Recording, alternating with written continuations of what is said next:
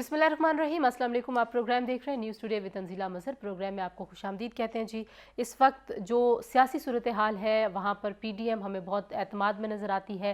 विफाक और सिंध आइलैंड के मामले पर एक बार फिर आमने सामने हैं। दोनों तरफ से बहुत सारी गलतफहमियों का इजहार हो रहा है और कैसे पाकिस्तान तहरीक इंसाफ की हुकूमत मरकज़ में और पंजाब में रिस्पॉन्ड कर रही है। जो PDM के रहनुमाओं की तरफ से बातें हो रही हैं, हुकूमत की कारकर्दगी पर जो तनकीद है, अभी तक जो रद्द अमल नज़र आता है, अगर हम हुकूमत के तर्जुमानों के बयान देखें और हुकूमत की जो हिकमत अमली है, जो लाए अमल अभी तक हुकूमत ने इख्तियार किया, उसमें यूँ लगता है कि शायद हुकूमत सिर्फ बयानात की मदद से ही पाकिस्तान तहरीक इंसाफ के जो रहनुमा हैं वो तमाम बयानात दे के PDM को डिसक्रेडिट करने के ऊपर ज़्यादा उनका ज़ोर है। कारकर्दगी पर क्या काम हो रहा है? क्या इमरान खान साहब समझते हैं कि इस वक्त अपोजिशन की तरफ से जो दबाव डालने के लिए हर मुमकिन कोशिश की जा रही है, उसका बेहतरीन जवाब, बेहतरीन कारकर्दगी हो सकती है? ये वो सवालात हैं जिनके जवाब हम लेंगे जी। कराची से हमें ज्वाइन कर रहे हैं नवाब यूसुफ तालपुर साहब, पाकिस्तान पीपल्स पार्टी के सीनियर रहनुमा हैं। नुसरत वाहिदी साहिबा हमारे साथ मौजूद हैं, पाकिस्तान तहरीक इंसाफ की मेंबर कौमी असम्बली हैं जी और सीनियर रहनुमा है। नुसरत, आपका भी बहुत शुक्रिया। और हमें ज्वाइन कर रहे हैं खेलदास कोहस्तानी साहब, पाकिस्तान मुस्लिम लीग नवाज़ के सीनियर रहनुमा हैं, मेंबर हैं नेशनल असम्बली के। आप तीनों मेहमानों का बहुत शुक्रिया। मैं सबसे पहले गुफ्तगू का आगाज़ नवाब साहब आपसे करना चाहूँगी। हमें नज़र आ रहा है कि हुकूमत भी अपना शो ऑफ पावर कर रही है, अपोजिशन तो करती है जलसे जुलूस। आपको लगता है कि जवाबन हुकूमत की तरफ से जलसों का ऐलान होना और ये कहना कि हम अवाम में जाके हिज़्ब इख्तिलाफ का बयानिया रद्द करेंगे, ये कितनी आपको लग रहा है कि वाइज एक मूव है हुकूमत की जानिब से? मेरी बात सुने, जो हुकूमत होती है उसके लिए लोग इकट्ठे करना कोई बड़ा मसला नहीं होता। सारे तहसीलदार, सारे थानेदार, सारे लोग जो है नहीं वो फिर पकड़ पकड़ के लोगों को बसें बसें दे के, ट्रकें वकें दे के और उनको पहुंचा देते हैं। और ये फैसिलिटीज हुकूमत के पास होती है। और ये मेरे ख्याल में एक बौखलाहट की निशानदेही भी है कि अभी तो अपोजिशन ने सिर्फ प्रोग्राम ही बनाया है, अभी तो उसके ऊपर अमल शुरू ही नहीं हुआ, जो कि इंशाल्लाह से शुरू होगा। लेकिन हुकूमत अभी से पैनिक में आ गई है। सही। और जिस तरह से प्राइम मिनिस्टर साहब आजकल गुफ्तगू कर रहे हैं, तो सवाए एक नैरेटिव के और कोई दूसरा नैरेटिव नहीं समझ आ रहा। आज भी अगर कोई बात करेंगे नहीं, मैं मौजूद के साथ अपनी बहन नुसरत को होते हुए ऐसी बात नहीं करना चाह रहा था और न करूंगा, क्योंकि एक ही नैरेटिव है कि भाई चोर हैं, डाकू हैं, लुटेरे हैं, इनको अगर हम NRO दे दें तो ये सब कुछ खत्म हो जाएगा। इनकी सारी जो भी चीजें हैं, जितनी भी गुफ्तगू होती है, प्राइम मिनिस्टर करे या कोई मेंबर करे या कोई और करे, इस नैरेटिव के अलावा वो कुछ नहीं कहते। ठीक है। भाई अगर अच्छा, मैं ज़रा पूछ लूँ नुसरत से भी, आप कह रहे हैं कि पैनिक का इजहार है। नुसरत, बौखलाहट है हुकूमत में? एक तरफ हुकूमत बारहा ये कह रही है कि हमें कोई परेशानी नहीं और अपोजिशन का तो जितना बस चलता है, जितना ज़ोर चलता है चला लें, हम NRO नहीं देंगे। दूसरी जानिब आपका हर वज़ीर, हर तर्जुमान सारा दिन PDM के रहनुमाओं के जवाबात देता रहता है और फिर अब जलसे का ऐलान हो जाना, तो ये जलसा क्यों कर रही है हुकूमत? बिस्मिल्लाहिर्रहमानिर्रहीम। बहुत शुक्रिया आपका, अपने प्रोग्राम में मुझे इन्वाइट किया आपने। पहले तो मैं नवाब साहब की इस बात का जवाब दूंगी कि हुकूमत के लिए मुश्किल नहीं होता कि वो गाड़ियाँ और लोग फराहम कर दे और आ जाएँ सारे जलसों में। तो ऐसा होता रहा है पहले कि लोग बिरयानी के लिए, पैसों के लिए आते रहे हमेशा। लेकिन आपने देखा है कि PTI के जलसों में शायद ही कोई ऐसा हो जो पैसों पे आया हो। हमेशा लोग खुद आते थे, अपनी ओन पे आते थे। हमारे जैसे जब पढ़े लिखे लोग ऐसे घरों से निकले जिन्होंने कभी पहले सियासत का रुख किया था, उसकी शक्ल नहीं देखी थी, तो हम सब अपनी इनिशिएटिव पे आ रहे थे, अपनी जेब से खर्च करते थे। और बल्कि आज तक अपनी जेब से खर्च करते हैं कि हमें मतलब कभी भी किसी पार्टी की तरफ से कोई ऐसी चीज़ नहीं मिली कि भाई आप ये करने जा रहे हैं, आपको इतना फंड मिल जाएगा। तो अभी भी ऐसा ही होगा। अगर कोई जलसा जुलूस होता है तो लोग अपने ओन पे आएंगे हमेशा की तरह। लेकिन जलसे की जरूरत क्यों पड़ गई आपको? अभी तो अपोजिशन ने जलसा किया नहीं कोई, आप लोग क्यों ये कर? दूसरी बात में आ रही है आपकी, जलसे की बात आप कर रही हैं कि हुकूमत पैनिक नहीं है। अब आपका जो प्राइम मिनिस्टर है वो इस दफ़ा जो सामना हुआ है ना लोगों का, वो एक रॉक से सामना हुआ है, वो अपनी जगह से हिलने वाला नहीं है। वो बहुत ज़्यादा स्टबन है उन चीज़ों के आगे जहाँ पे उनको चैलेंज मिल जाता है। तो ये चैलेंज अपोजिशन ने उन्हें दिया है, जिसका उन्होंने बिल्कुल जब वो वज़ीर-ए-आज़म नहीं थे तभी उन्होंने कहा था कि जब मैं इनके ऊपर हाथ डालूंगा तो ये सारे के सारे इकट्ठे हो जाएंगे। आज हम प्रैक्टिकली देख रहे हैं एक एक जमात एक साथ हो गई है। इवन मौलाना फजलुर रहमान तो खैर अलग बात है, जमात इस्लामी तक इनके साथ है। तो ये बहुत ही मतलब हम लोगों के लिए बहुत स्ट्रेंज बात है, प्राइम मिनिस्टर के लिए नहीं है, क्योंकि उन्होंने पहले पेशेंगोई की भी थी कि ये सब इकट्ठे हो ठीक है। जाएंगे। खेलदास और साहब, जहाँ तक नुसरत कह रही हैं जलसों जी की कि बात है, आपका सामना जलसों से हम लोगों के पास जाना का जरूर जाना चाहिए, हुकूमत ठीक है। को भी और अपोजिशन को भी। ठीक है, आपको तो पॉइंट आ जैसे गया। वो भी खेलदास करें, हम साहब, भी कर नुसरत लेंगे, साहिबा उसमें कह क्या रही है। हैं कि आपका तो सामना एक ऐसी चट्टान से है जो अपनी जगह से हिलेगी नहीं। तो अब आप लोग कहाँ तक जाने का इरादा रखते हैं? ख्वाजा आसिफ कहते हैं कि जब वक्त आएगा हम इस्तीफे भी देंगे। अगर पीपल्स पार्टी नहीं देगी इस्तीफे तो आपको नहीं लगता कि आपके लिए मसाइल होंगे? देखें, बात ये कि ये बात इस वक्त करना कि पीपल्स पार्टी रिजाइन देगी नहीं देगी, ये बात हुकूमत क्यों कर रही है? बात ये कि जो पीडीएम का जो रेजुलेशन आया था, जो फैसले हुए थे, वो कौम के सामने रखे गए थे, मीडिया के सामने रखे गए थे, उसमें हर चीज़ वाज़ेह है। ज़ाहिर है आज तो हमें रिज़ाइन नहीं देना है ना, रिज़ाइन का दिन जब आएगा उससे पहले ही ये हुकूमत नहीं होगी तो फिर आप क्या करेंगे? ये हुकूमत तो एक जलसा जब गुजरांवाला में 16 को हो रहा है मुस्लिम लीग नून की मेज़बानी में पीडीएम का, 18 को पीपल्स पार्टी की मेज़बानी में कराची में पीडीएम का बड़ा जलसा हो रहा है, तो उससे पहले गुजरांवाला में जो इन्होंने इंतजामिया को जो वहाँ उनको घर भेज दिया है या जिस तरह वो कार्रवाइयाँ कर रही है, जो हमारे कैंप्स है या जो हमारे प्रोग्राम छोटे छोटे हो रहे हैं, मोबिलाइजेशन हो रही है, जिस तरह केसेस किए गए हैं, तो मैं समझता हूँ इससे बौखलाहट का और क्या, आप इस बहस में क्यों पड़ रहे हैं? जब वक्त आएगा तो पीटीएम के जो फैसले हैं उस पे 101 अमल होंगे। इसके पीछे इस कॉन्फिडेंस के पीछे क्या बात है? ठीक है, खेलदास साहब, आखिरी जो है ना वो रिजाइन है। ठीक है, खेलदास साहब, इस कॉन्फिडेंस के पीछे कौन सी ऐसी एश्योरिटी है कि आपके लीडर्स ये कहते हैं कि मौका ही नहीं आएगा, उससे पहले ही हुकूमत घर चली जाएगी? कैसे चली जाएगी? क्या तरीका आपके जहन में आता है, कैसे चली जाएगी? देखें, आपने तहरीकें अगर देखी है या पढ़ी है तो जब भी इस किस्म के अवाम की जब तहरीकें होती है, जो लोग निकलते हैं या पार्टियां जब एआरडी की तहरीक हो, एमआरडी की तहरीक हो, तो मैं समझता हूँ जो बड़े बड़े जो आमिर थे वो भी भाग गए और उनको भी शिकस्त हुई। तो ये तो सिविलियन आमिर है एक जो आज बैठा हुआ है, इसके लिए हमारा अवाम का जो समंदर जब निकलेगा, जलसे फिर लॉन्ग मार्च जो भी स्ट्रेटजी होगी अपोजिशन की, तो अगर इनको खौफ नहीं है, अगर ये कहते हैं कि हमारी कारकर्दगी है, तो ये डरे क्यों हुए? मुझे जलसों से क्यों डर है? पहले फेज में इनको जलसे करने तो देना। ठीक है, नवाब साहब क्या तरीक़ाकार होगा? आप तो इजाजत नहीं देती। आप पुराने सियासतदान हैं नवाब साहब, ऐसा कौन सा तरीक़ाकार होगा? क्योंकि हमने पार्लियामेंट के अंदर तो देखा कि जहाँ पे आप लोगों के पास नंबर की गेम आप लोगों के हक में थी, वहाँ पे हिज़्ब इख्तिलाफ हमेशा मात खा जाती है। अब आप क्या तरीका इख्तियार करेंगे कि हुकूमत घर चली जाए?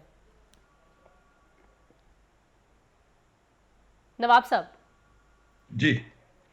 जी, नवाब साहब, मैं आपसे पूछ रही हूँ कि ऐसा कौन सा तरीक़ाकार आपके जहन में आता है? आपको लगता है कि अवामी दबाव से हुकूमतें घर चली जाती हैं पाकिस्तान में? इस तरह का प्रेसिडेंट आपको नज़र आता है? नुसरत कह रही है इमरान खान साहब तो अपने मौक़िफ़ से 1 इंच भी हिलने के लिए तैयार नहीं है, ना तो वो एनआरओ देंगे और ना ही वो, आप बेशक एक बयानिया कहते रहें, लेकिन वो ये समझते हैं कि पाकिस्तान पीपल्स पार्टी और पाकिस्तान मुस्लिम लीग नवाज़ जो है वो करप्ट लोगों की जमातें हैं। इसीलिए मैंने शुरू में अर्ज कर दिया था कि इनके पास एक ही नैरेटिव है, इस नैरेटिव के हट के अलावा कोई चीज़ नहीं है। लेकिन लोग क्या कहते हैं, आपसे गुजारिश है अगर आप इस वक्त कैमरा लेके मार्केट में चले जाएं और जाके आम लोगों से पूछे क्या हालत है, तो क्या कहेंगे? अरे भाई, कैसे भी थे तो हमें मुर्गी अगर मिल जाती थी तो 114 रुपए की मिल जाती, जो अभी 300 रुपए की नहीं मिलती। दालें हमें 112 रुपए की मिलती थी 18 में, आज अगर दाल लेनी है तो 300 के भी ऊपर मिल रही है। पहले ये लोग अपना जो कर्जा था आपके ऊपर, वो था 24.2 ट्रिलियन 24.2 ट्रिलियन रुपीस। आज कितना कर्जा है? आज का ऊपर है 34.4। ठीक है। माना इन लोगों ने 11,000 से लेके 12,000 का कर्जा सिर्फ 2 साल में लिया है। ये जब चीजें, महंगाई जो है, आप पेट्रोल को देख लें, पेट्रोल सस्ता हुआ, इंटरनेशनली सस्ता हुआ, मुफ्त में मिल रहा था जब कहीं किन मुल्कों में हमने सस्ता किया तो पेट्रोल पंप वालों ने पेट्रोल देना बंद कर दिया, आपको भी याद होगा। और जब फिर पेट्रोल दोबारा महंगा हुआ तो पेट्रोल की शॉर्टेज होने लग गई। अब ये कौन कर रहा है? अब आप सियासी बयानियां लेके अवाम के पास जाएंगे या आप ये महंगाई के खिलाफ और कारकर्दगी के ऊपर बयानियां लेके अवाम के पास जाएंगे? मैं आपसे भी पहले पूछती हूँ, लेकिन नुसरत अगर आप इसका जवाब दे दें कि आप लोगों के लिए ज्यादा मुश्किल है क्या ये अपोजिशन का इकट्ठा होना? आपको, आप कहते हैं ये मुश्किल नहीं है, लेकिन जहां पे इंडिकेटर्स हैं, जो अदाद-ओ-शुमार हैं, जो इंटरनेशनल ऑर्गेनाइजेशंस की रिपोर्ट्स हैं, आज भी वर्ल्ड बैंक की जो रिपोर्ट आई है वो ये कहती है कि अगले 2 साल में मजीद गुर्बत बढ़ेगी, मजीद महंगाई बढ़ेगी। तो इन चीज़ों को कैसे आप लोग टैकल करेंगे? नहीं जी, इसका मतलब मैं नुसरत से जवाब ले लूँ, नवाब साहब मैं आपको वापस आती हूँ। जी, इसका मकसद ये है कि ये कम हुकूमत इनकॉम्पिटेंट है। पहले कैसे कम था, जिसके ऊपर ये चोर भी होने का लगाते हैं, डाकू भी होने का लगाते हैं और सारी चीजें। ठीक है नुसरत, पहले ये थी। मुझे जवाब दे। जी नुसरत जवाब दीजिए। देखें, जो इस वक्त हालात हैं इकोनॉमी के, वो पीटीआई ने तो क्रिएट नहीं किए। मुल्क जिन उससे अदवार से गुजर रहा है, क्या पीटीआई ने क्रिएट किया है सब कुछ? जब आपको पता है कि आपका एक एक इदारा 100 अरब से नुकसान पे था और कोशिश के बावजूद कुछ चीज़ें नहीं रिट्रीव हो सकें, जैसे स्टील मिल को नहीं हम अभी तक खड़ा कर सके, तो ये वो चीज़ें हैं जब डॉलर को आप आर्टिफिशियली एक जगह पे रखेंगे और जब उसे छोड़ेंगे तो फिर वो ऑटोमेटिकली ऊपर जाएगा, रुपए की कदर नीचे आएगी, महंगाई ज़्यादा होगी। आईएमएफ के पास हम क्यों नहीं जा रहे थे? इसीलिए नहीं जा रहे थे कि उनकी शराइत होती हैं। और अब अगर हम खुदा न खास्ता ग्रे से ब्लैक में चले जाते हैं तो फिर आईएमएफ भी हमें कर्जा नहीं देगा। जब आईएमएफ कर्जा नहीं देगा तो सारी इन्वेस्टर जो कंपनियां हैं वो नहीं आएंगी। हम क्यों भीख मांग रहे हैं लोगों से? हम क्यों चाह रहे हैं कि पैसा मुल्क में आए और मुल्क के हालात बेहतर हों? क्योंकि इससे पहले जो हुकूमतें थी, गॉड फॉरबिड, कि वो सिर्फ पाकिस्तान को लूट रहे थे। वो जितने बड़े बड़े इन्होंने सड़कें बना ली है, पुल बना लिए, जो भी कर लिया, उसमें जो किक बैक है, रोज़ाना आप टीवी पे देखते हैं, सुनते हैं कि कितने पैसे की मनी लॉन्ड्रिंग हुई है, कहाँ से कहाँ पहुँचा दिया है इस मुल्क को। अगर वो पैसा उसमें से आधा भी पाकिस्तान में आ जाता है, जो ऑरेंज ट्रेन है, सिर्फ मैं आपको बता दूँ, इतने थोड़े से किलोमीटर के लिए इतना पैसा ज़ाया किया गया है जिसका फ़ायदा कुछ ही लोगों को होगा। वो पंजाब के एजुकेशन के बजट से ज़्यादा है। क्यों इस किस्म की चीज़ें हो रही हैं? वो इसलिए हो रही हैं कि उसमें किकबैक मिलेगा और वो किकबैक जो है इनका बाहर जाएगा। और ऐसी क्या वजह नुसरत आपको लगती है कि अवाम जो है वो महंगाई को भूल कर, अपने मसाइल को भूल कर आपकी ये बातें माने? अवाम के लिए हम बिल्कुल सही आप कह रही हैं, हमारी ये बातें हम मतलब कोई हवा में नहीं कर रहे, ज़ाहिर है इनके सारे प्रूव हैं। अवाम को वाकई मुश्किल है और इस बात की हम रियलाइजेशन हमें है। ऐसा नहीं है कि हमारा जो कायद है, वज़ीर आज़म है या हम लोग हैं, हमें उनकी रियलाइजेशन नहीं है। हम अच्छी तरह इस बात को समझ रहे हैं कि लोग बहुत मुश्किल हालात में हैं, लेकिन अभी 1 साल और जो भी आपने अभी बताया कि उनकी असेसमेंट है कि अगला 1 साल और बहुत महंगाई का होगा या 2 साल, लेकिन मेरा ज़ाती ख्याल ये है कि अगला साल जो शुरू होगा उसके बाद महंगाई आस्ता आस्ता कम होनी शुरू हो जाएगी। कि अल्लाह ना करे कि कोई हमारे ऊपर एक और क्लामिटी आ जाए, कोरोना वायरस जैसी या टिड्डी दल जैसी या सैलाब जैसी। अगर इस तरह की चीज़ें नहीं हुई तो इंशाल्लाह पाकिस्तान के हालात बेहतर होंगे, इकोनॉमी बेहतर होगी। ठीक है, खेलदास साहब आप बताइए कि आप हुकूमत के खिलाफ रियलाइज करते हैं कि प्राइम मिनिस्टर नेक और ईमानदार आदमी है। ठीक है, नेक और ईमानदार आदमी है। खेलदास साहब, आप अवाम के पास क्या बयानियां लेके जा रहे हैं? हुकूमत की कारकर्दगी अच्छी नहीं है, वोट को इज्जत दो, क्योंकि वोट को इज्जत दो का बयानिया तो आप पहले भी, इलेक्शन से पहले भी लेके अवाम के पास गए थे। इस वक्त आपको क्यों यकीन है कि अवाम आपके साथ निकलेंगे? बिल्कुल, आपने कहा कि वोट को इज्जत दो का बयानिया हम इलेक्शन में लेके गए थे और 1,30,00,000 वोट हमें मिले थे और हमारे लाखों वोट चुराए गए। अवाम ने उस बयाने को वोट दिया, उस नवाज शरीफ के नैरेटिव को, PMLN के जो वोटर था उन्होंने उस पर एतमाद किया, उन्होंने दिया। तो हमारा मैंडेट चुराया गया। एक तो ये हमारी बात है कि हमारा वोट जो हमारी ओरिजिनल इलेक्शन जो थे वो उसमें हमारी सीटें कम की। एक तो ये आप भी कह रही हैं, तो मतलब वो अवाम को ये बयानिया, और अवाम चाहती है सिविल बालादस्ती के साथ अवाम पाकिस्तान में जमहूरियत चाहती है, पाकिस्तान में पार्लियामेंट को मजबूत देखना चाहती है। दूसरी बात यह है कि अब फैसला अवाम को और हमें करना है। हमारे लिए एक तरफ मुल्क है, दूसरी अवाम है, हमें दोनों को बचाना है। अब हम ये नहीं कर सकते कि 55 वाली चीनी हम आवाम को 115 रुपए चीनी खरीदने का, जिनके पास ताकत नहीं है। क्या आम आदमी स्कूल की फीस दे, गैस का बिल दे, बिजली के बिल दे, या आटा महंगा, जिस तरह नवाब साहब ने आपको तफसीलन बताया। तो जाहिर है ये अपोजिशन का भी, अवाम अपोजिशन को 2 साल से देख रही है, हमने भी सब्र कर लिया। अब हम अवाम को अकेला या तना नहीं छोड़ सकते। ठीक है, तो मैं जरा एक ब्रेक ले लूं, मैं वापस आऊंगी तो नवाब साहब से ये पूछूंगी कि आपके पास तो अभी सिंध में हुकूमत है, आप लोग किस तरीके से इस तहरीक में आगे अपने आप को बढ़ता हुआ देख रहे हैं। जी ब्रेक के बाद वापस आते हैं, हमारे साथ रहिए।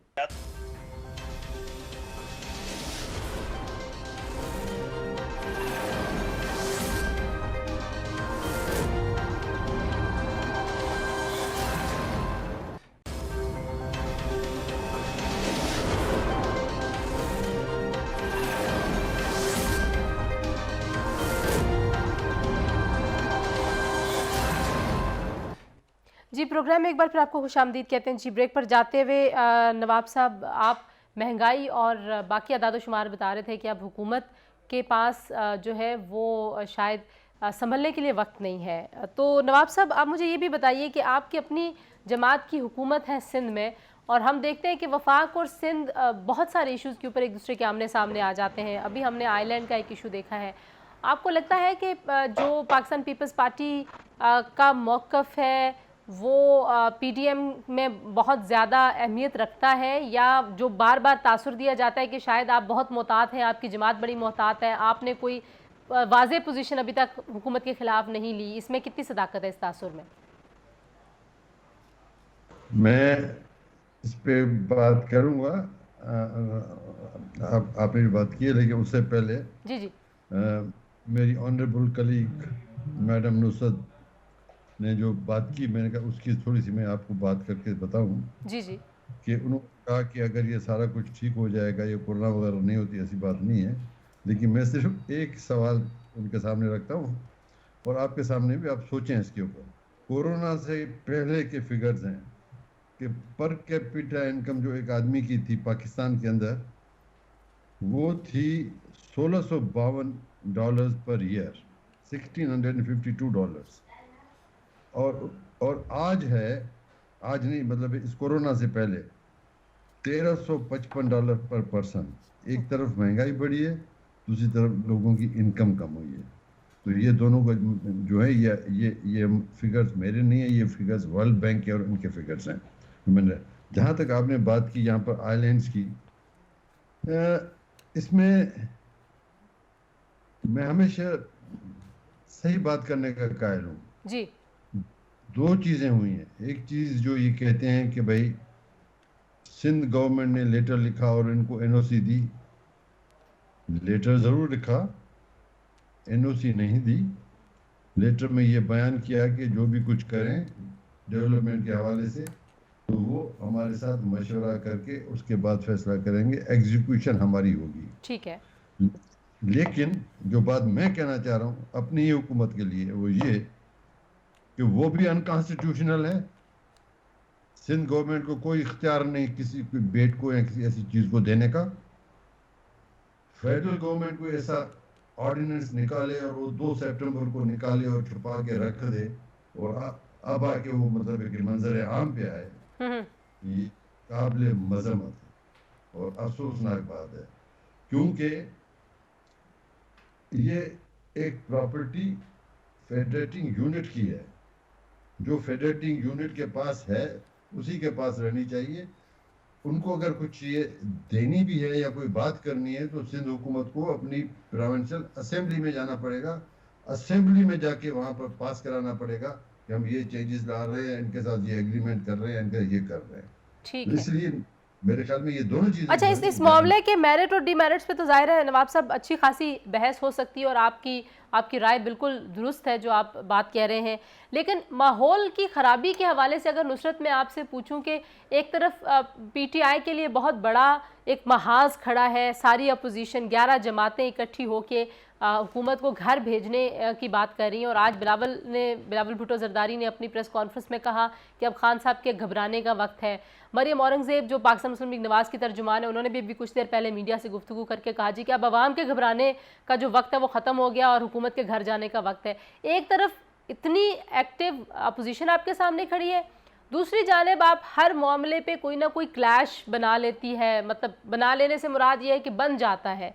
तो आपको लगता है कि चीज़ें कहीं पे सही नहीं हो रही हैं, कहीं कुछ ना कुछ चीज़ों को हैंडल करने के तरीक़ेकार में तब्दीली की ज़रूरत है पाकिस्तान तहरीक इंसाफ की हुकूमत को?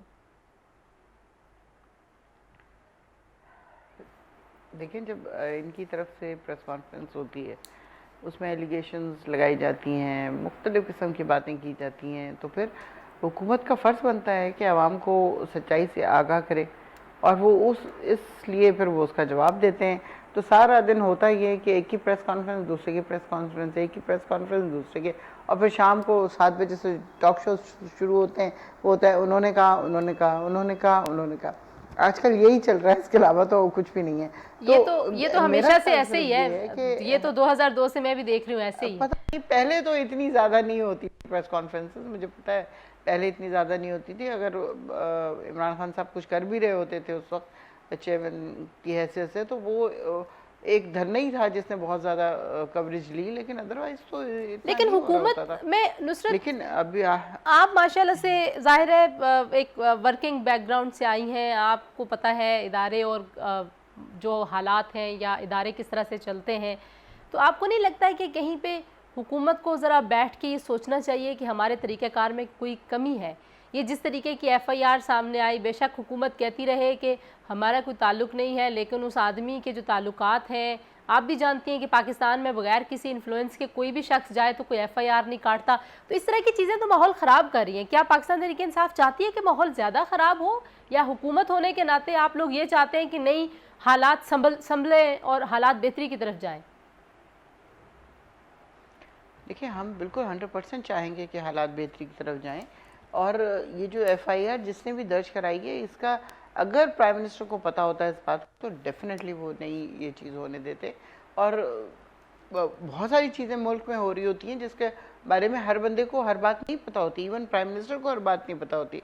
तो ये कोई पहली दफ़ा नहीं हो रहा कि ये लोग हर चीज़ को ये पॉइंट ऑफ व्यू बना लेते हैं कि जी वज़ीर आज़म को इसका नहीं पता था, वज़ीर आज़म को उसका नहीं पता था, डॉलर बढ़ गया नहीं पता, बेगम ने बताया, फलां ढिमका, ये वाली बातें होती रहती है। लेकिन बात ये है कि जब एक आदमी मीटिंग में बैठा है, 8 से 10 घंटे की मीटिंग चल रही है, तो क्या उस दौरान उसे पता है कि क्या हो रहा है, क्या नहीं हो रहा, या रात के 3 बजे अगर कोई जाके एफआईआर दर्ज करवा रहा है? तो ये जो भी हुआ है हुकूमत की ईमा पे नहीं हुआ।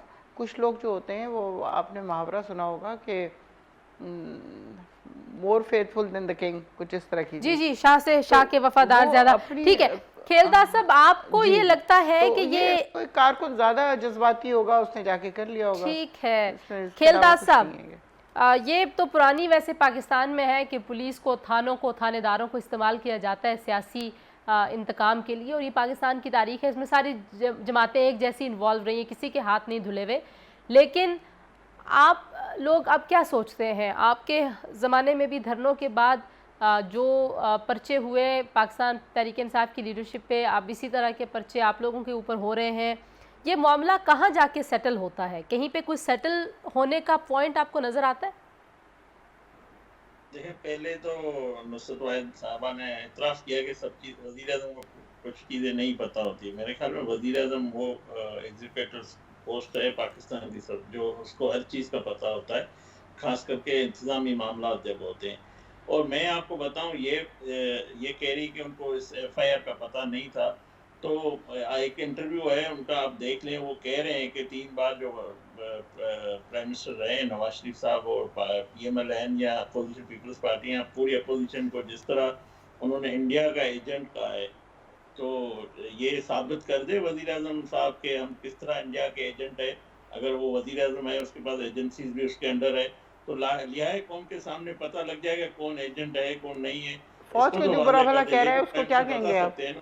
तो ये हाँ, डेफिनेटली उसी का तसलसल वाजे था कर दे, एफआईआर वाजे का। इसमें करने की इस बात क्या है? किस्म वो की का हरकत खेल ही रहे हैं उनके हाथों, मैं एक बात बताऊं, जो कुछ आज भी से होता है, खेल रहे हैं वो। ये जो कहते हैं ना कि हाँ टीम ने कर दिया, टीम नायल है, ये कप्तान नायल है, ये कप्तान की सारी जिम्मेदारी, ये सब कुछ जी वो जी, खुद आपको कर रहा पता है, चलेगा बातें भी अभी खुद करता कितना है। नायल है। जिस तरह आज की उसकी स्पीच आप देख लें, ये सारा जो खेल है ये सारा कप्तान कर रहा है। अब उसको रिमोट से चल रहा है या कठपुतली तो पहले भी था, अभी भी है, तो वो एक अलग बात है। मगर बात ये कि ये नहीं कहना कि इनको इल्म नहीं था, सब कुछ इनका इल्म था, इन्होंने अच्छा, खुद करवाया है। ठीक है अब खेलदार ये साहब, एक मुझे और जैसे मुझे यूटर्न मौका दीजिएगा, हम यहीं पाकिस्तान से, प्लेयर, ठीक है, हम यहीं से इस मामले गुफ्तगू, में भी ये यूटर्न ठीक है, हम यहीं और से जजायर गुफ्तगू की जो शुरू बात, करेंगे दोबारा। खेलदार साहब इजाज़त दीजिएगा, ज़रा एक ब्रेक के बाद वापस आएंगे।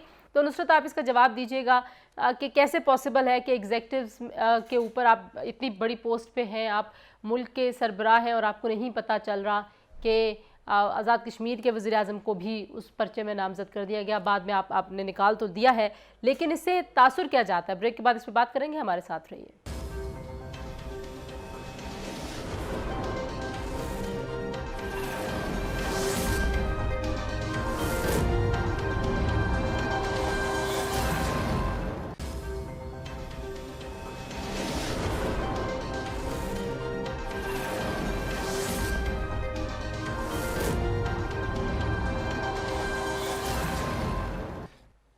जी, प्रोग्राम में एक बार फिर आपको खुशामदीद कहेंगे। और खेलदार साहब, आप गुफ्तगू कर रहे थे, ब्रेक पर जाते हुए मैंने आपसे कहा था कि यहीं से गुफ्तगू का आगाज़ करेंगे। आप कह रहे हैं कि पॉसिबल नहीं है कि खान साहब को पता ना हो ये जो एफआईआर कटी, लेकिन अब हम सुन रहे हैं कि मज़ीद गिरफ्तारियां भी होने के इम्कानात हैं। तो उस हवाले से अपोजिशन जमातों की क्या हिकमत अमली होगी? देखिए, गिरफ्तारियां सियासतदानों के लिए नई नहीं है। हम ज़हनी तौर पे तैयार है, गिरफ्तारियां करनी है कर लें। हमारे पास ए प्लान, बी प्लान, सी प्लान हमारे पास मौजूद है। और बाकी रही बात आयरलैंड की, मैं बात कर रहा हूँ, मैं भी सिंध का बासी हूँ। बात यह कि इस खत के बाद ये वाज़े हो गया कि वफाक ने ये तस्लीम कर लिया है कि ये जो आयरलैंड है ये सिंध सूबे की मिल्कियत है। अब जैसे नवाब साहब ने कहा कि सिंध हुकूमत को भी असम्बली में जाना पड़ेगा या सिंध असम्बली, अब बात ये सिंध असम्बली या सिंध के कैबिनेट से आगे निकल के जिस तरह सिंध की 6 करोड़ आवाम है, कराची से लेकर कश्मीर तक, सिंध के सूबे का जो रिएक्शन आया इस पर, जो एहतजाज हो रहा है, हमारी बेटियां, हमारी माएँ, हमारी बहनें सड़कों पर एहतजाज कर रही है, तो वो सिंध की आवाम अपनी ज़मीन अगर नहीं देना चाहती तो वफाक ज़बरदस्ती तो नहीं ले सकता। और उसमें खत में पीपल्स पार्टी की गवर्नमेंट, सिंध गवर्नमेंट ने ये नहीं लिखा कि आप आए और आयरलैंड आपका हो गया है। उन्होंने आइन और कानून के तहत उनको बात की। आइन और कानून में आइन के मुताबिक ये मिल्कियत सिंध की है और ये खुद वफाकी हुकूमत भी कह रही है कि हम उनसे मांग रहे हैं। ठीक है, अब हमारी आपका घर है, मैं लेना चाहता हूँ, आप मुझे नहीं देंगी तो ज़बरदस्ती तो मैं नहीं लूँगा ना। ये कोशिश ये 4-5 महीने से पाकिस्तान हाउसिंग, इसके जो 50 लाख घर है उसके लिए भी ये सिंध हुकूमत को, जो जहाँ तक मुझे नॉलेज है, खत लिख चुकी थी। और मुशर्रफ के दौर से ये कोशिश हो रही है, क्योंकि सिंध एक कुदरती वसाइल और जो मालामाल है, ज़मीन है, जो उस पर हर तमाम जो आमिर आते हैं उस तरह उनकी नज़र होती है। ठीक है, किसी तरह सिंध की ज़मीन को, मिल्कियत को, ठीक है। गैस को, खेलदार साहब, आपको पॉइंट आ गया। और ये सिंध की आवाम का फैसला है, सिंध की आवाम इस पे रेजिस्टेंस कर रही है, हम भी उस पर कर रहे हैं। कोई भी हुकूमत हो उसको आवाम के खिलाफ फैसले नहीं करने चाहिए। ठीक है, नवाब साहब, पाकिस्तान तहरीक इंसाफ के तर्जुमान ये कहते हैं कि पीपल्स पार्टी ना तो खुद कोई काम करती है, ना किसी दूसरे को करने देती है, और जो भी अवामी मसाइल हैं, चाहे वो नालों की सफाई है, चाहे बारिशों का पानी है, सैलाब है, हर चीज़ पे पाकिस्तान पीपल्स पार्टी सियासत करती है। तो ये आपको लगता है कि ये आइलैंड के मामले पर भी सियासत हो रही है? नवाब आपका सवाल मुझसे? जी जी, नवाब साहब आपसे। जी जी, गुजारिश ये है कि फेडरल गवर्नमेंट तो कुछ भी कह ले, लेकिन जहां बरसात की जो एवरेज है 30 से लेके 50 मिलीमीटर तक, वो अगर पड़ जाए ओवर 400 एंड ओवर 500 तो उसके नेचुरली एक असरात होते हैं, नंबर 1। ठीक है, नंबर 2, ये सिर्फ ये नहीं हमारे पास होते हैं, ये असरात इंटरनेशनली भी होते हैं। आप अमेरिका में बरसातें पड़ते हैं, उनके नुकसान देखो, चाइना में होती हैं, उनके देखो, ये कैलमिटीज है। लेकिन अफसोस की ये बात है कि कराची के लिए तो ऐलान कर दिया अपना प्राइम मिनिस्टर साहब ने कि मैं 1.1 ट्रिलियन दूंगा, लेकिन इंटीरियर सिंध में पूरी लोअर सिंध डूबी हुई है। पूरी लोअर सिंध के अंदर आप अगर देखोगे तो 60 to 70% एरिया पे वीट क्रॉप भी नहीं हो सकेगा। ये जब हमने बात की इंटरनेशनली लोगों के साथ और डिप्लोमेट्स के साथ और अपना दूसरे मुल्कों के साथ, तो उन्होंने कहा कि फेडरल गवर्नमेंट हमें ज़रा कह दे तो हम मदद करने के लिए तैयार हैं। ठीक है, तो आप समझते हैं कि फेडरल गवर्नमेंट को इसमें भी मदद करनी चाहिए। नुसरत, आखिरी मिनट है आपसे, मैं नवाब साहब की बात का भी आप जवाब दीजिए, क्योंकि आप खुद भी कराची के हैं। वो कह रहे हैं, पहले भी एक दफ़ा उन्होंने इस प्रोग्राम पे कहा था कि इंटीरियर सिंध को इग्नोर किया जाता है। दूसरा ये कि क्या पॉलिटिक्स पीटीआई की तरफ से भी, वफाकी हुकूमत की तरफ से भी हो रही है इन मामलात पर? ये आप मुझे बीच में तो न काटे ना जी नवाब साहब की बात के ऊपर कि जी नवाब साहब, आप एक जुमला बोल लीजिए प्लीज, मेरे पास वक्त क्योंकि कम है, प्रोग्राम मैंने वाइंड अप करना है। तो नुसरत बोले बगैर अगर मैं कंक्लूड कर दूंगी तो अच्छा नहीं लगेगा। जी नवाब साहब, आप जो कह रहे थे प्लीज कहिए। मिनिस्टर ने अपील की फेडरल गवर्नमेंट को जी, क्या आप सिर्फ कह कि इंटरनेशनली कि जो मुल्क मदद करना चाहे वो करे लोअर सिंध में, लेकिन वो भी करना मुनासिब नहीं समझा प्राइम मिनिस्टर ने। ठीक उस है प्राइम मिनिस्टर को कह सकते हैं। जी नुसरत। तो खैर ये खुद भी कर सकते हैं, सूबे की हुकूमत है इनके पास, इनके वज़ीर आला कह दें मुख्तलिफ सरबराहान को, ऐसी तो कोई बात नहीं कि उनके हाथ बंधे हुए, वो भी ये बात कर सकते हैं। दूसरी बात ये कि लोअर सिंध की जो बात की अभी नवाब साहब ने, उसका जवाब देना चाहती हूँ कि क्या मतलब ये आप फेडरल गवर्नमेंट से क्या एक्सपेक्ट कर रहे हैं? 12 साल से आप लोग खुद हुकूमत में हैं, फेडरेशन में भी और इसमें भी, सूबे में भी। आप किस तरह एक्सपेक्ट कर रहे हैं कि वो आके आपकी मदद करें? आपने खुद अपनी मदद क्यों नहीं की अपने टाइम पे? अभी भी आपकी हुकूमत है, आप लोग खुद क्यों नहीं काम करते? आपको जो फंड मिलता है, जो पैसा मिलता है, वो आप लोग जेबों में डालते हैं और अपने घरों को चले जाते हैं। समझ नहीं आती कि ये कब तक चलता रहेगा, नवाब साहब एक जुमला, ठीक है नुसरत, आपका पॉइंट आ गया, आप कह रही हैं आप खुद हुकूमत में थे। नवाब साहब जल्दी से अगर इस पे रिस्पॉन्ड कर दें, मुझे प्रोग्राम खत्म करना है। ये बिल्कुल जो कहानी इन्होंने, मैंने कहा कि ये सिंध गवर्नमेंट ने उनसे बात की, सिंध गवर्नमेंट को सारे डिप्लोमेट्स ने कहा कि फेडरल गवर्नमेंट जब तक हमें नहीं कहेगी हम मदद नहीं करेंगे। ठीक है जी, हमने गवर्नमेंट को बहुत शुक्रिया नवाब यूसुफ तालपुर साहब, खेलदास कोहस्तानी साहब, नुसरत वाहिदी, आप तीनों का शुक्रिया जी। आज के लिए प्रोग्राम से इतना ही, हमें इजाज़त दीजिए। इंशाल्लाह कल एक और प्रोग्राम में आपसे मुलाकात होगी। अपना ख्याल रखिए, अल्लाह हाफिज़।